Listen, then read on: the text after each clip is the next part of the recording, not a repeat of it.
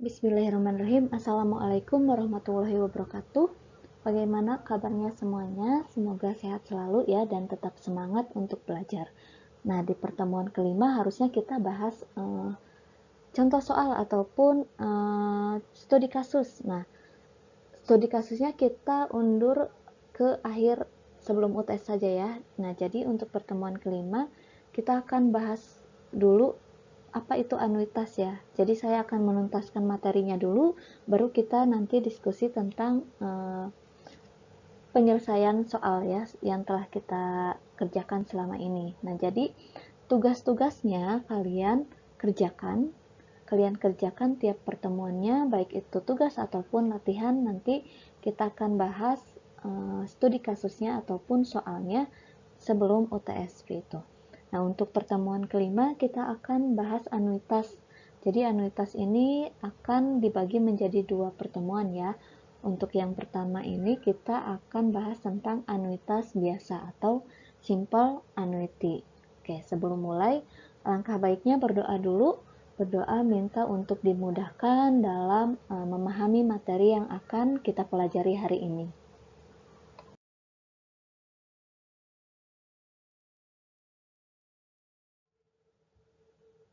Annuity atau biasa yang disebut dengan anuitas itu merupakan rangkaian pembayaran ataupun penerimaan yang tetap. Jumlahnya tetap dalam jumlah tertentu ya, yang dilakukan secara berkala pada jangka waktu tertentu. Jadi maupun itu pembayaran ataupun penerimaan, tetapi apabila dalam jumlah yang tetap dilakukan secara berkala pada jangka waktu tertentu, itu disebutnya anuitas.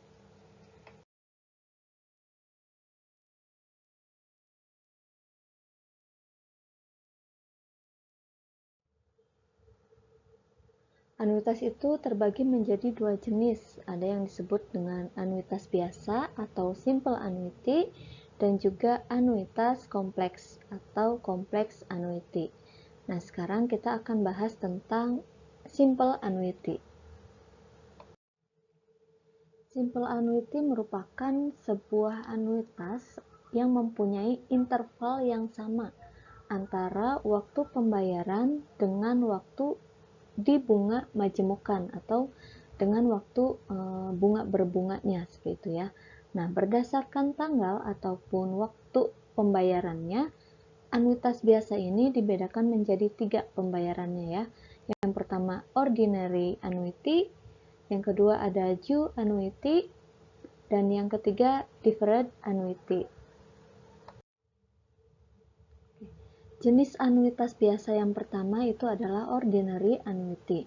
Nah, untuk ordinary annuity ini jika setoran ataupun pembayaran pertamanya dilakukan pada akhir periode. Akhir periode ini adalah akhir bulan, bisa akhir setiap 6 bulan, ataupun bisa pada setiap akhir tahun. Pokoknya untuk ordinary annuity ini setoran ataupun pembayaran pertamanya ini dilakukan pada akhir periode ya. Untuk rumusnya sendiri bisa menggunakan ini ya. R itu adalah anuitasnya, I adalah tingkat bunga atau intervalnya, AN itu merupakan present value, SN adalah future value, dan N adalah jumlah interval pembayarannya. Contohnya misalkan pada awal Januari 2016, tepatnya 1 Januari 2016, Pak Ali membeli TV LED seharga 12 juta rupiah di toko ABC ya, dengan membayar uang mukanya sebesar 2 juta rupiah dan sisanya akan dilunasi dengan cara mengangsur. Nah, atas transaksi ini, pihak penjual memberikan bunga 3% per periode dan memberikan alternatif skema angsuran pembayaran angsurannya sebanyak 5 kali dan angsuran pertamanya dilakukan akhir periode pertama. Oke, kuncinya di sini adalah pembayaran ataupun angsurannya itu dilakukan, pembayaran pertamanya dilakukan pada akhir periode pertama. Karena tadi di awal pembeliannya itu adalah dilakukan awal Januari ya, 1 Januari. Nah, untuk simple anuitas atau anuitas biasa ini, pembayaran pertamanya atau angsuran pertamanya itu dilakukan pada akhir periode pertama, yaitu bulan setelahnya, setelah Januari, berarti dilakukan akhir Februari ya, atau tanggal 29 Februari 2016. Nah, karena pembayarannya ini dilakukan sebanyak 5 kali dan pembayaran pertama atau angsuran pertamanya itu di akhir Februari, dalam 1 tahun itu dibagi aja menjadi 5, berarti pembayaran keduanya atau angsuran keduanya dilakukan di akhir April ya. Maretnya dilewat, Februari, April 2016, akhir April. Pembayaran ketiganya berarti Juni, akhir Juni. Pembayaran keempatnya akhir Agustus dan akan lunas pada akhir Oktober, pembayaran kelima ya, atau pada tanggal 31 Oktober 2016.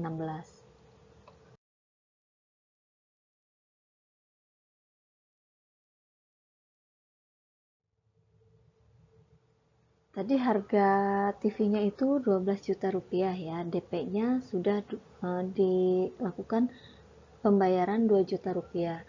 Nah, berarti pokok yang harus diangsurnya adalah 10 juta ya sisanya, sisa dari DP. Nah, untuk bunganya tadi 3%, 3%. Nah, periodenya 5 itu apa? 5 itu periode pembayarannya berapa banyak ya, berapa banyak angsuran pembayarannya seperti itu. Nah, untuk di ordinary annuity ini dilakukannya setiap akhir periode. Tadi kan berarti dilakukan setiap akhir bulan ya, akhir angsuran untuk pembayaran si pokoknya ini. Nah, maka besarnya angsuran pada setiap periodenya sebesar berapa?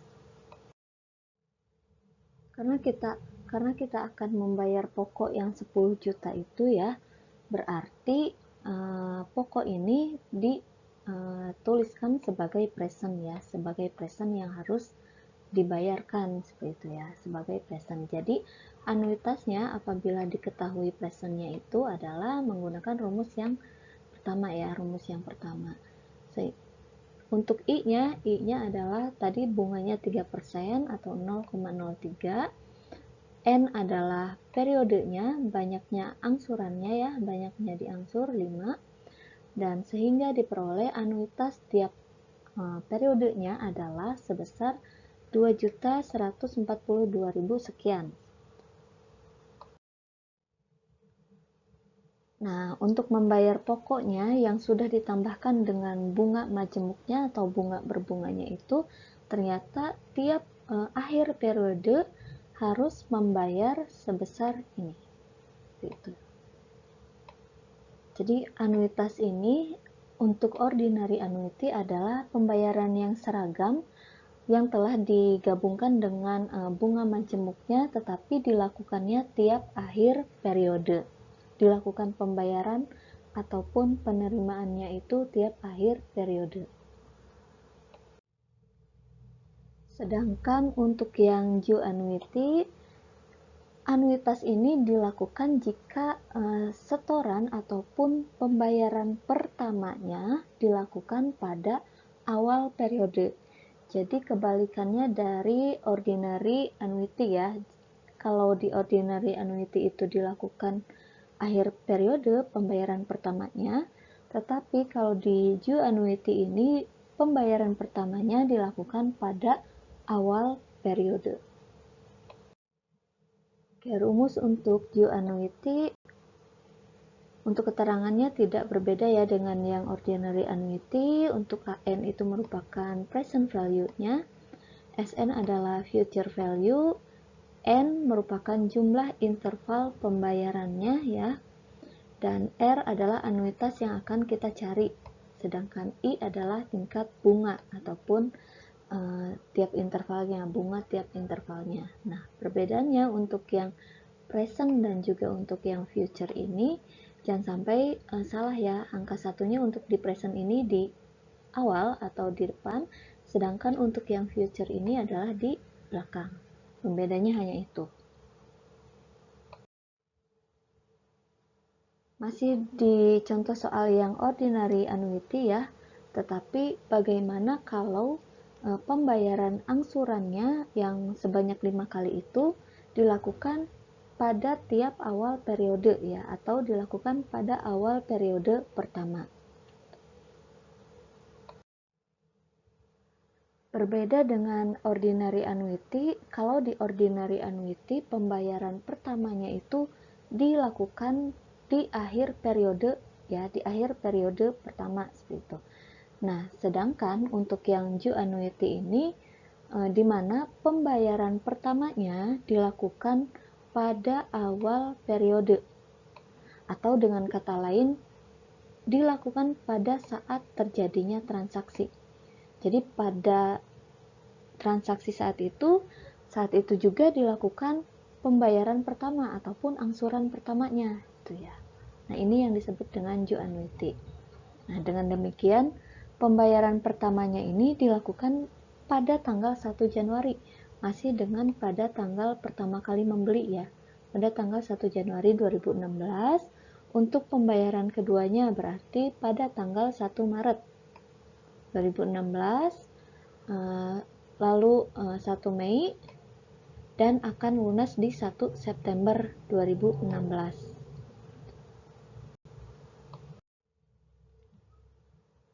Nah, jadi periode ke-0 itu sudah ada angsuran pertama ya.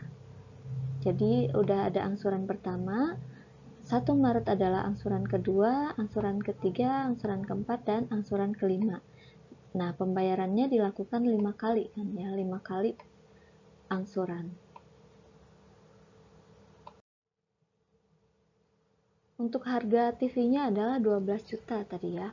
DP-nya 2 juta rupiah, dan pokok yang harus dibayarkannya atau jumlah angsurannya berarti sisa 10 juta ya. Bunganya 3% dan N-nya adalah 5. Maka besarnya angsuran setiap periodenya sebesar berapa tiap awal periodenya. Karena termasuk ke dalam due annuity, jadi gunakan rumus yang untuk menghitung annuity untuk metode due annuity seperti. Nah, untuk AN-nya itu sama ya, presentnya 10 juta rupiah, I-nya 0,03 atau 3%, N-nya 5, periode waktunya 5 kali angsuran, dan setelah dihitung ternyata anuitasnya tiap periodenya adalah sekian, 2.080.000 sekian, lebih rendah dari yang ordinary annuity. Nah, jadi untuk yang due annuity ini bisa dikatakan tadi di 1 Januari dia kan membayar DP-nya 2 juta. Nah, selain membayar DP, dia juga sudah langsung membayar angsuran pertama sebesar sekian. Itulah kenapa untuk yang due annuity ini jumlah tiap angsurannya lebih kecil dibandingkan yang ordinary annuity, karena bunga berbunga kalau dikalkulasikan semakin banyak gitu ya, semakin lama itu akan semakin besar bunganya. Nah, karena di periode ini sudah ada dilakukan besarnya angsuran pertama, jadi untuk bunganya itu tidak terlalu besar pada tiap angsuran, pada tiap periode angsurannya gitu.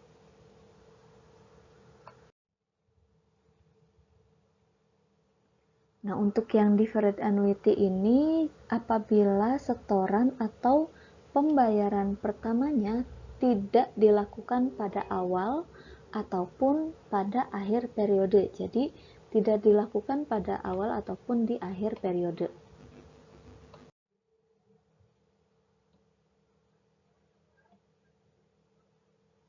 Oke, untuk rumusnya sendiri perbedaannya ada tambahan simbol T ya. T ini adalah tenggang waktu penundaan angsurannya. Jadi ada tenggang waktunya karena dia tidak dilakukan di awal ataupun di akhir periode, disimbolkan dengan adanya tenggang waktu penundaan. Nah, untuk AN-nya ini adalah present value-nya, SN adalah untuk future value-nya, ya. N adalah jumlah interval pembayaran, R anuitasnya, dan I adalah tingkat bunga. Jadi untuk menghitung anuitas, apabila diketahui present, dari rumus ini ya, dari rumus ini tinggal dikonversi ke rumus untuk mencari anuitas.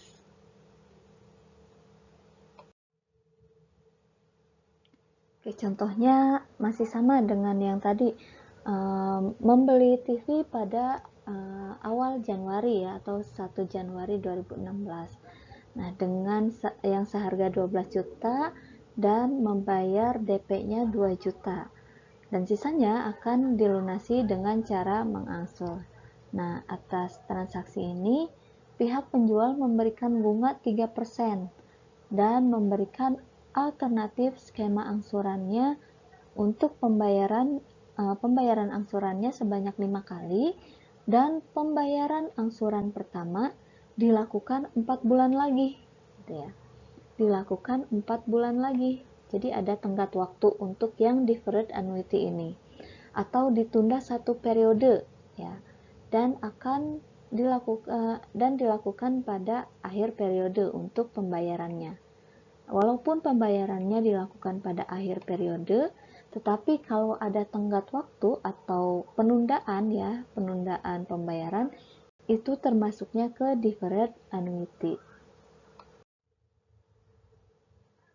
Nah, anuitas yang ditunda ini atau pembayaran atau angsuran yang ditunda ini merupakan jenis anuitas di mana pembayaran pertamanya dilakukan bukan di awal atau di akhir periode pertama. Nah, sebagai contoh, pada kasus tadi pembayaran pertamanya dilakukan di akhir periode kedua, sehingga cicilan akan selesai pada akhir periode ke-6. Kita tuliskan dulu periode dan juga waktu pembayarannya ya. Tadi periode ke-0 itu 1 Januari. Kalau di akhir kita berarti lihatnya ke yang ordinary annuity juga. Berarti kan pembayaran pertamanya di ordinary annuity itu pada tanggal 29 Februari. Terus pembayaran keduanya di 30 April, seperti itu ya, kalau di ordinary annuity. Jadi kita samakan untuk yang deferred annuity dan juga ordinary annuity. Cuma bedanya untuk deferred annuity itu pembayarannya ditunda tadi 4 bulan ya, 4 bulan atau ditunda 1 periode itu. Nah, untuk jumlah angsurannya tetap 5 kali. Tetap 5 kali ya, berarti yang ada pembayaran itu adanya di bulan 6, 1, 2, 3, 4, dan 5. Nah, berarti mulai ada pembayaran atau angsuran itu di periode kedua atau di akhir April, seperti itu.